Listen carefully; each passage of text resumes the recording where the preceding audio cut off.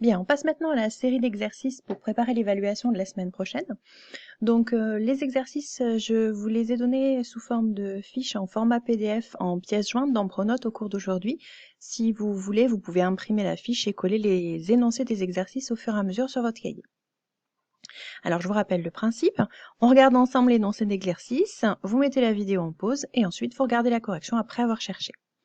Alors, premier exercice, modéliser chaque expérience aléatoire en donnant son univers et la loi de probabilité qui lui est associée. C'est-à-dire, soit vous expliquez pourquoi c'est une situation d'équiprobabilité, soit vous écrivez un tableau dans lequel vous mettez en haut les différentes issues possibles qui forment l'univers et en dessous les probabilités de chacune de ces issues.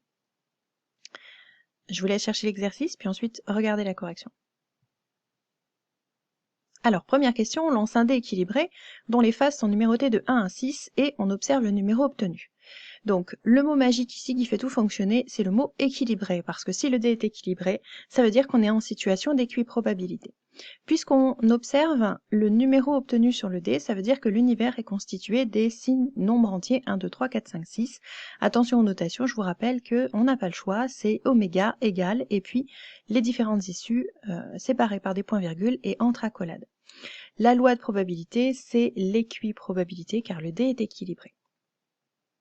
Deuxième question, dans l'obscurité, on choisit au hasard un t-shirt parmi 3 t-shirts blancs qu'on note B et 2 t-shirts noirs qu'on note N et on note sa couleur.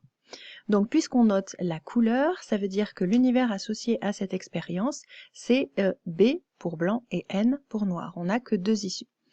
Ces 2 issues ne sont pas équiprobables puisqu'il y a plus de t-shirts blancs que de t-shirts noirs. Donc, je construis un tableau, première ligne les issues B et N, deuxième ligne les probabilités. Sur 5 t-shirts, il y en a 3 blancs, donc 3 cinquièmes pour la probabilité de B. Et sur 5 t-shirts, il y en a 2 noirs, donc 2 cinquièmes pour la probabilité de N. Dernière question, on choisit au hasard un jour de la semaine et on note la première lettre du mot. Donc par exemple, pour le lundi, on note L, pour mardi, on note M, et pour mercredi aussi, on note M d'ailleurs. Et c'est ça qui fait que on n'a pas 7 lettres pour constituer l'univers, on n'en a que 6, puisque M, on ne va pas le répéter 2 fois. Et du coup, on n'est pas en situation d'équiprobabilité non plus, puisque mardi et mercredi sont représentés par la lettre M.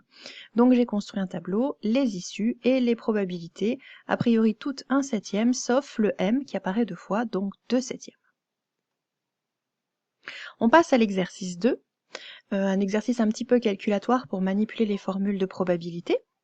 Donc, A et B sont 2 événements d'une expérience aléatoire, tels que P de A c'est 3/7, P de A union B c'est 5/7, et P de A inter B c'est 2/21. On vous demande de déterminer P de B. Vous mettez la vidéo en pause et ensuite vous reprenez après avoir cherché. Alors, correction de l'exercice 2. Donc, pour déterminer P de B, la probabilité de B, je vais utiliser la formule du cours P de A union B égale P de A plus P de B moins P de A inter B. Dans cette formule, en fait, je connais ces probabilités-là, et celle que je cherche, elle est ici. Donc je vais commencer par l'isoler. P de B, ça va être P de A union B moins P de A plus P de A inter B. Je remplace les 3 probabilités par leur valeur, et je termine le calcul, je trouve 8/21. On va terminer avec l'exercice 3.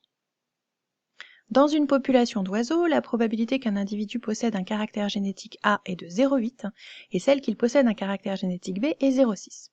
La probabilité qu'il possède les 2 caractères est de 0,45. Première question, quel événement est défini par « il possède au moins l'un des 2 caractères » puis calculer sa probabilité. Ensuite, deuxième question, on va travailler avec l'événement C, défini par « il ne possède ni le caractère A ni le caractère B », exprimer l'événement C en fonction des événements A et B, donc A, B, A bar, B bar, A union B, A inter B, etc. Petit b, construire un diagramme de Venn représentant cette situation. Donc le diagramme de Venn, si vous vous souvenez bien, c'est le schéma avec l'univers tout entier et puis l'événement A et l'événement B. C, quel est en fonction de A et B l'événement contraire de C, et puis D, calculer la probabilité de C pour terminer. Vous cherchez l'exercice, vous mettez la vidéo en pause, et ensuite vous regardez la correction. Alors, première question, l'événement défini par « il possède au moins l'un des 2 caractères », ça veut dire qu'il possède soit le caractère A, soit le B, soit les 2. Et ça correspond à l'événement par définition A union B.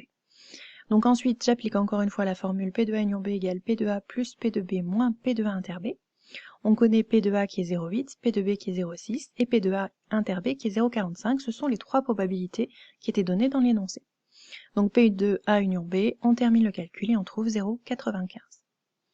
L'événement, il ne possède ni le caractère A ni le caractère B, c'est A bar, inter, B bar. Pas A et pas B. Le diagramme de Venn, donc j'ai construit l'univers ici. J'ai construit l'événement A en rouge, l'événement B en vert. Et petit c, quel est en fonction de A et B l'événement contraire de C? Donc l'événement C, c'est A bar, inter, B bar. Ça veut dire pas à l'intérieur de mon ovale A, pas à l'intérieur de mon apple B. Donc ça veut dire tout ce qui est à l'extérieur ici, tout ce qui est hachuré à la fois en rouge et en vert.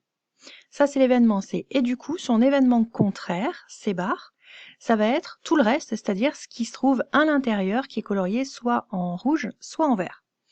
Du coup, C bar, ça correspond à A union C, puisque ce qui est ici à l'intérieur de A et de B, c'est A union C. D, calculer la probabilité de C. Donc la probabilité de C, c'est 1 moins la probabilité de son événement contraire C bar, c'est-à-dire, d'après la question C, 1 moins P de A union B. Et P de A union B, eh bien, on l'avait calculé à la question 1 et on avait trouvé 0,95. Donc P de A union B, c'est 1 moins 0,95, c'est-à-dire 0,05. Alors, je vous donne le travail à faire pour mercredi. Vous allez chercher l'exercice 4 et l'exercice 5. Une petite précision sur l'exercice 4, on vous parle du schéma de ligne de métro entre Charles de Gaulle et la gare de Lyon à Paris. Donc Charles de Gaulle est ici, la gare de Lyon est là. On a une station intermédiaire qui est la station Les Halles. Donc là, ça veut dire par exemple que Charles de Gaulle, je peux prendre soit le RER A, soit la ligne 1. Quand je suis au Halles, je peux prendre le D, le A ou la ligne 1. Voilà ce que ça signifie. Donc pour mercredi, vous cherchez ces deux exercices-là. Bon courage et à mercredi!